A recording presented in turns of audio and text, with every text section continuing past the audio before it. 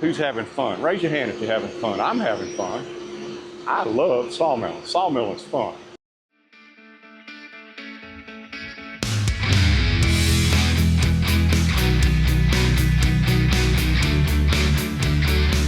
Thanks for visiting our sawmill. Hey folks, Robert Milton coming at you again from Hobby Hardwood. Good to see you guys made it. I realized I was doing a whole lot of strategy sawing videos on how to saw up or mill up problematic logs. So I've got a few cherry logs left on this whack, and they're what you would call average logs. So instead of me getting into specifics about every single log in detail, what I'm going to do, I'm going to try something different. I'm going to just start chucking logs up and sawing through them. And I'm going to try to narrate as I'm doing it. I'm not sure how it's going to turn out. I'm going to turn the noise canceling up on the microphone. And between the sawmill, which is going to be real loud, the dust collector blower and all the power associated with that is going to be real loud, and me trying to talk is going to be real loud. Hopefully at least something's going to make it through and you'll be able to understand what I'm saying. If not, I'll have Chip do the narration afterward. He's got a really good voice. A lot like James Earl Jones, you know. I realized I hadn't done a whole lot of these kinds of videos, just turn and burn. One thing you got to remember about cherry, I have discussed it in several other videos. A lot of times sawing cherry is like sawing donuts. You cut the sapwood away, you're wasting wood there, but it's going to cause the wood to bow later. You take the center out, the pith, that's useless in cherry, you're basically sawing a donut. And that's where your good wood's going to come from. Some of these have some deep cracks in the sapwood already. This is a good example of one. These logs aren't the best. Look how deep these cracks are all around the sapwood. This, by the way, is a curly cherry log. You can see all the ripples in it. So let's get the mill turned on. Let's get y'all set up where y'all can watch me kind of do my thing. So this little guy is low in the front, and it needs to be a little rotated. You can see that stress crack right there. I'm not going to. So I'm looking to see how much dust is going through my dust collector. I'm also looking to see how much stress is on this guy. This ain't bad. I want to strip as much sapwood off as I can. See how high this is off the deck? Well, since it's up already, I'm going to go ahead and cut this space. There's a crack right there. I hit the crack, come in with a debarker. Strip it. Look at the stress on this one. A lot of stress. Okay, let's get this one back.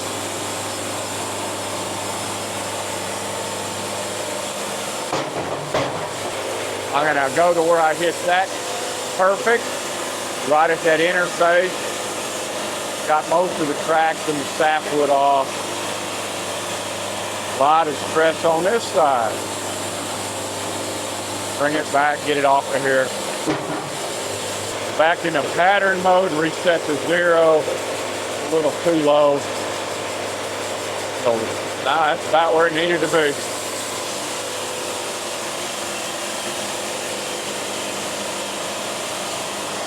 Not much stress on this face, so I'm going to start here. Like a good one. So I've already gotten most of that cracked sapwood off. Set this down to 1 1/8. Bring a debarker in. I'm going to bring my blade guide arm in. Look how flat that one is. I'm going to take advantage of it. Get another one.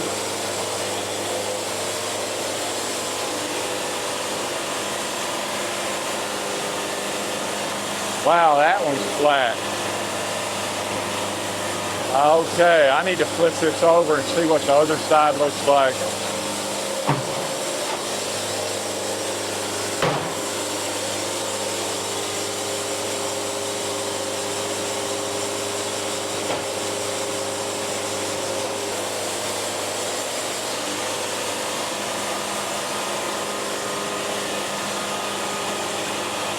This one's pulling to the right.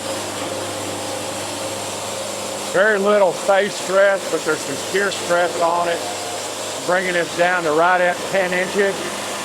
I'm going to pull this one back. These are 12-inch wide boards, 13-inch wide boards, my guess. I'm going to lay these right here behind it. Look at them as they go by. Going to reset my 0 in pattern mode. Make that drop. Yeah, there's some stress on this face. Less than it was, and this is a good 0 defect face. I'm going to go down another notch. Yeah, there's still stress on it. I need to get away from this one. I'm going to bring these and drop them on top of this other stack. Right there. Do a flip.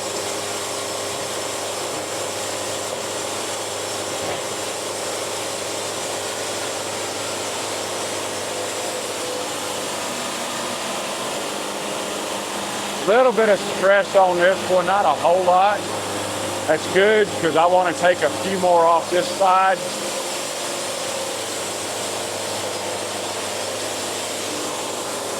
My blade guide arm is a little too far out. I need to move it in. Very little stress right here. Starting to see a little edge stress, which is okay. That's curved. And I'm trying to get his balance. Still out of that major stress crack with these 3 boards. I'm exactly almost, I'm at 8 and 21/32 high. I'm going to bring this guy back, drop it on top of these. Notice when you saw like this, grade sawing, you end up putting a lot of your defects in the corners. Not sure what I'm going to take one more on this face.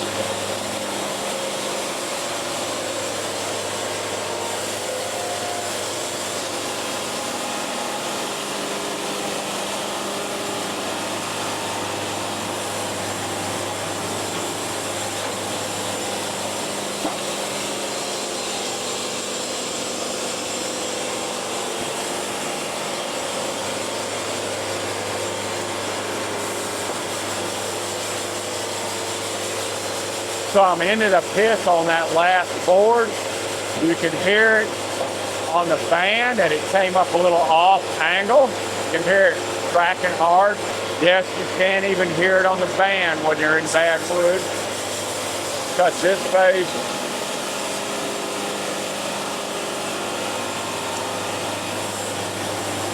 I can feel that cut really sweet. I'll probably just finish this one out. I'm just now getting into the stretch crack. I'm still only about 3.5 inches thick, so I might as well just take this one on down.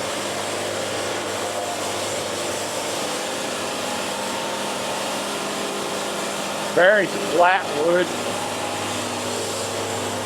It's got a lot of sweep in it where the log does that. It's also way off center on the pith, so by the time I start coming down to here, to get that sweep out, I'm going to be down in the pith.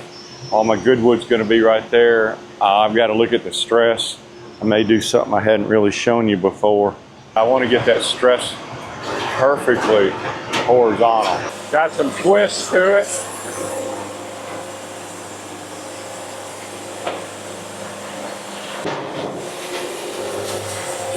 That's about an NHLA minimum face on the Hardwood. Come down here, hit this sap groove right here. Strip this top off.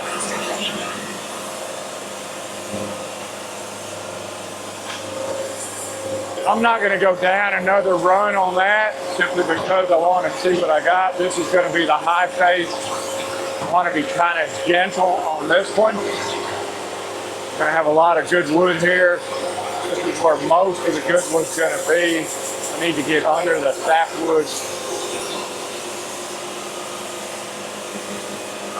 Definitely want to bring this back and see what that face looks like. See, there's a lot of stress right there.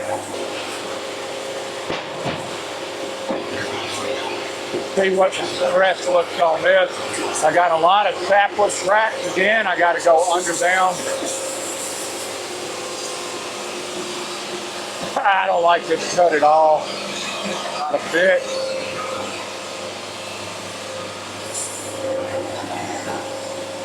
I'll come back, drop another pattern on that.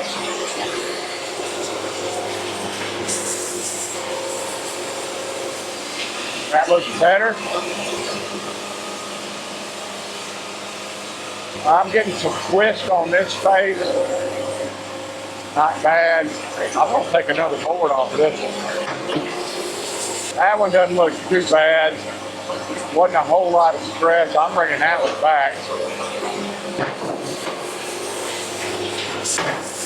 I'll probably clean that one up on the edge here. I'm going to go see what the opposite face looks like.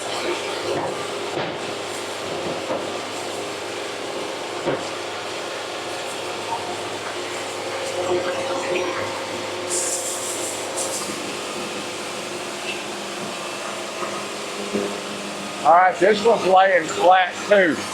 Pretty much telling me how I need to saw. I want to go one more on this side. It's going to bring me to an 11-inch tall, 11 1/4 inch tall can.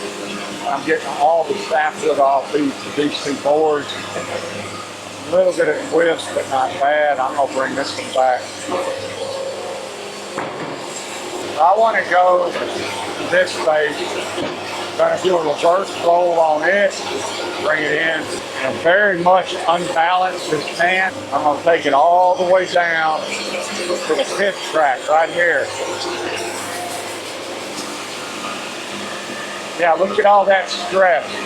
That's why I got to do what I'm about to do. What I'm about to do is called vertical grain sawing technique, and it's the wood that's highly stressed. These two boards are going to be stressed. I'm not real happy with them. But I'll kill it on the next one.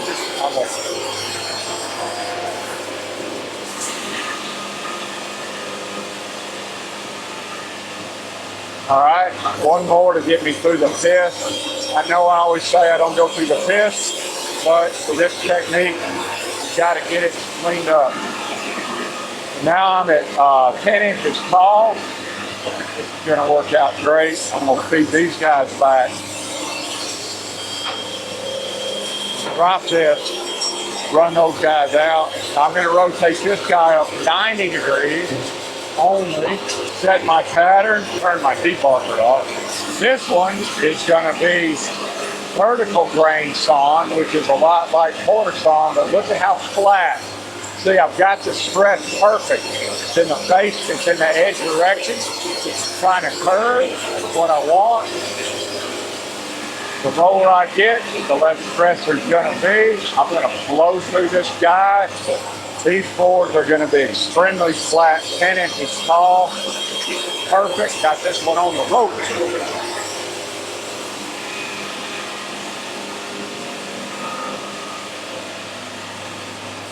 For you people that have watched my edge stress videos, this is a classic example. Wow, it's getting good. I'll pull these off and I'll lay them right on top of this other stack, right there. Look at that. Boom. Perfect stack. I'm going to go ahead and flip this side up 180. Right there. Set my clamp. Take it all out again. This is still vertical grain sawn wood. Flat, flat, flat, zero stress, zero knot on this one. This is going to be a killer. A lot of people don't like sawing up swept wood. The wood that logs that have sweep in it. Man, this is high yield, low knot. There is some edge stress. I can take that out later after it's dried. Main thing is the boards are dead flat. These things are dead flat.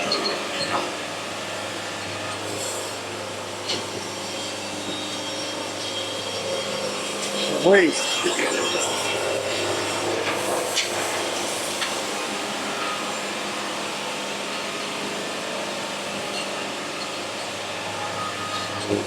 Set my clamps, move all my stuff back, clamps down, bring the head up. Let's feed this off. Again, once again, you just saw me saw off an entire log without having to stop, all by my little lonesome. I'm gonna park the head. I'm gonna go get some more logs. Sweep is generally very bad, but you'll notice these boards are dead flat. The faster you run your sawmill, the less sawdust you're gonna have, assuming you can cut flat. So, that's why you'll never see me scrape sawdust. I got a couple little knots over there. Blade's running good, right there to there. Yep. Cutting pretty quick, about 3 1/4 inches of advance per saw band rotation. Fun. Raise your hand if you're having fun. I'm having fun. I love sawmilling. Sawmilling is fun. There's a lot of things in this world that aren't fun. This is fun. Give it a big old hug. Hug. Let's go get some more logs. Nothing special about this log. Need to jack it up.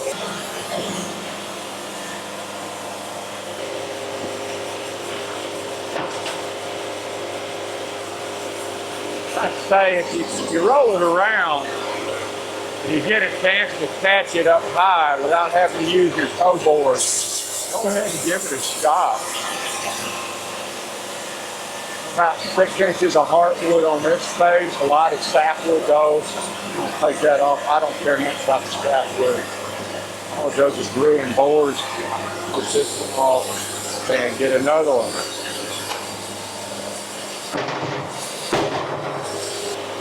Try not to let the log slam into the sawmill deck.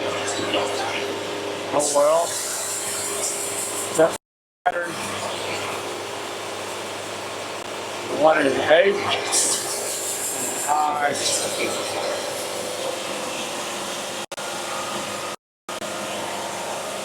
That one's going to have way too much sapwood in it. I'm going to take another cut to get rid of both of them. I noticed that's a bad cut. Now, if that was oak, sure. Poplar, yeah. Not sure.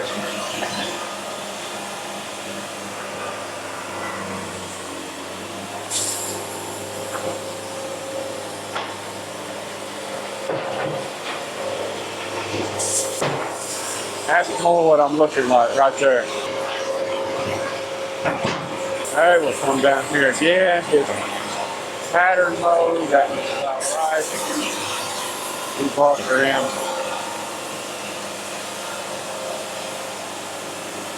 This one looks like it's going to be pretty good.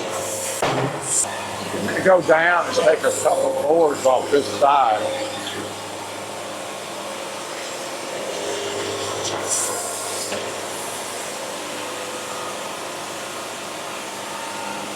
I'm not seeing a whole lot of stress, so these will be okay. Run them through the edger later.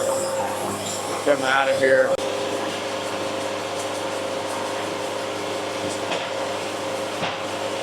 I'm going to get 2 boards off of this one. These are about 13 inches tall. Feed these all the way back. Now I'm at 10 inches tall on the tent. Get both of these guys, knock it back a little bit. Moving the blade guide arm in, set my pattern. Sweet, this one is laying flat, as it should be. You can tell by the way I've got the stretch track set up vertically that this should be laying flat. All the stretch should be in the non-face direction, or left to right. In fact, that's what this is doing. Still another dead flat board. Let's get a 4th one. There is a track on this side, so I'm going to come and get it. Sure what it looks like on that side. I guess I ought to stop. Nope, I'm going to get one more.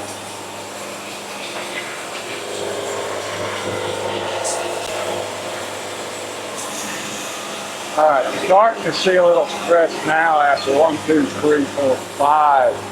Perfect boards. Let's get them off of here. He's got way back.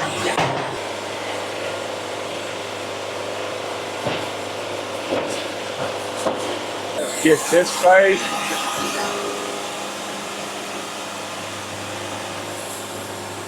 And I got another couple cuts I can make on this one to balance it out.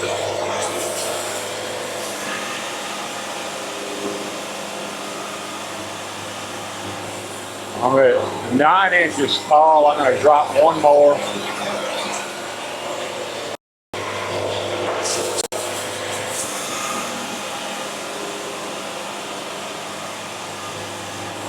Let's get these guys off here.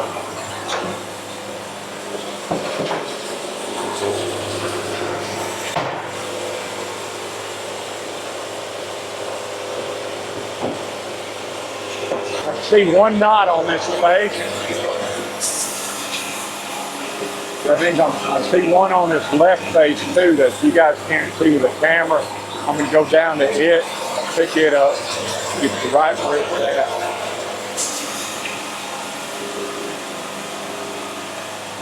Right about there looks good. I'm going to see these back. I'm going to lay them on top of these other boards. Right about there, drop down, do a rotate. There. Come on in, do a drop.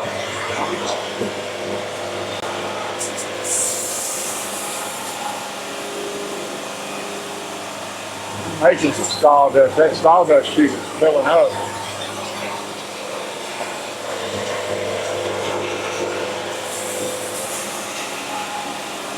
A little bit of stress. I'm down to 4 inches and pretty much out of wood. I know I can get one more board on this side. I'm right on the edge. Right in the pit now. This one's done.